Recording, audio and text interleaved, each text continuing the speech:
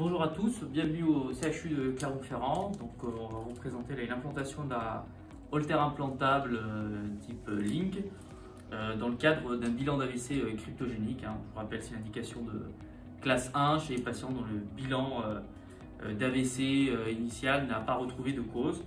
Et donc, on suspecte ici une FA paroxystique.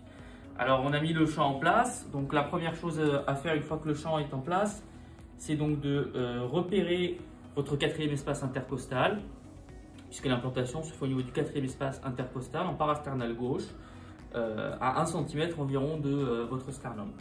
Donc là, on prend les repères. 2, 3, 4. Donc, vous voyez, là, sous le champ, on repère bien la xiphoïde. Et une fois que c'est fait, là, vous voyez, l'implantation va être à ce niveau-là. D'accord? Donc, il va falloir prendre de quoi faire une anesthésie locale. Là, une seringue de 10 suffit amplement. Une corremplie de lidocaïne.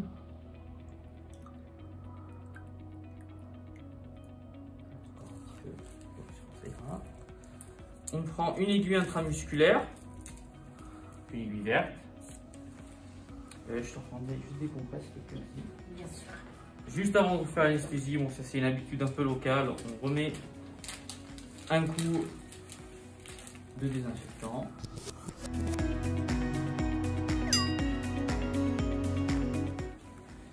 Voilà. Donc là, on est bon.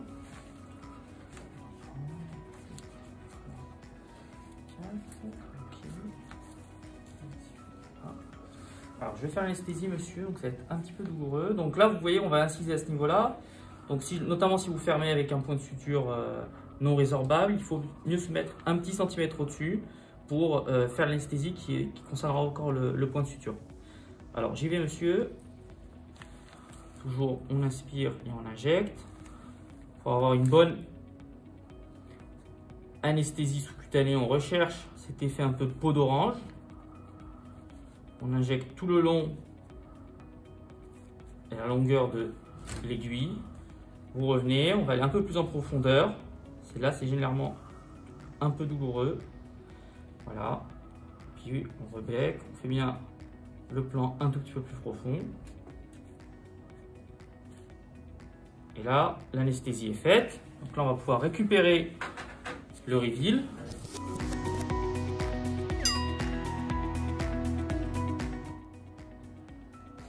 Dans le kit, là, vous avez tout pour faire l'implantation. De quoi inciser. Et puis l'introducteur qui va comprendre le matériel. Puis ça, vous verrez, ça va permettre de pousser l'holter sous la peau. Donc là, il faut... Vous voyez, donc j'ai fait mon aiguille, je sais que je vais inciser ici. Donc on passe bien la peau là entre les deux doigts. D'accord? Et puis on va venir faire l'incision. Donc là, il faut appuyer bien, parce que voilà. Donc là, je vous conseille de bien faire les bords pour ne pas avoir de difficulté après insérer le matériel. Faut pas hésiter. Donc là, vous prenez l'introducteur reveal vers le haut. Je vous conseille de mettre l'index au bout pour bien pouvoir en fait l'introduire. On pousse. Là, il faut y aller pareil franco. On l'introduit jusqu'au bout. Il peut y avoir un peu de résistance. Une fois que c'est fait, on fait une rotation de 180 degrés. Là, il faut bien tenir votre introducteur, vous voyez, sur les deux petits ailettes pour pas déchausser votre introducteur au moment où vous allez pousser le matériel.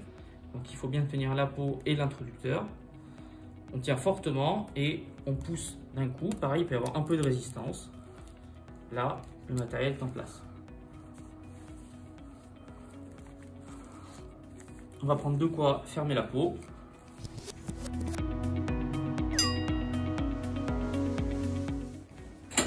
Donc là, on ferme avec un point non résorbable. Il y a certaines équipes qui ferment, certains opérateurs qui ferment avec des points de suture résorbables, insurgés, aucun problème. Sur l'implantation d'un matériel holter implantable type Reveal, il faut pas plus d'un point de suture.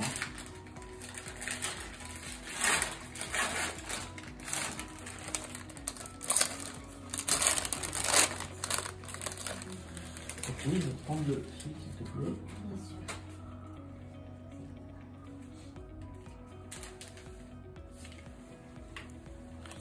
Donc là, on est sur du 0.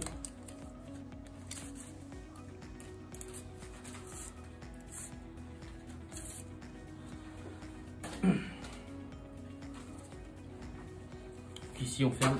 Enfin, moi, je ferme plutôt sur le modèle long, court.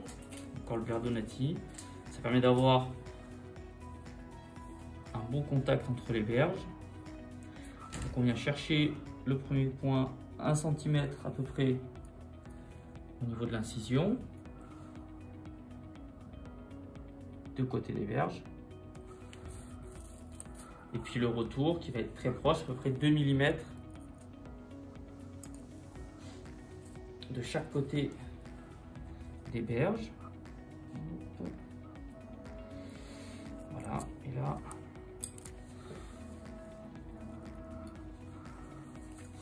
on va pouvoir faire notre point.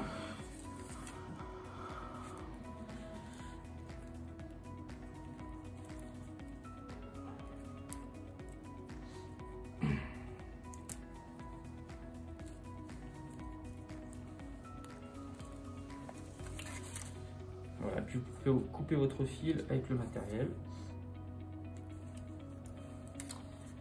Ok, je vais te reprendre des compresses. On fait habituellement un dernier coup de désinfection. Donc là, c'est à la chlorhexidine.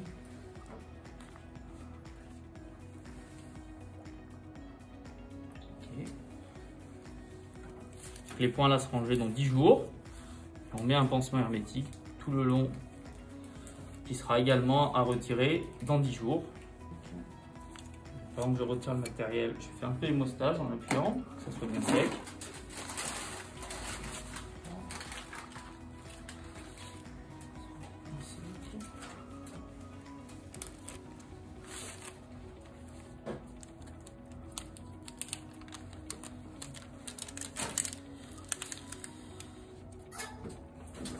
Et voilà, l'appareil est en place. Ne pas oublier de l'activer. Et puis, c'est tout bon.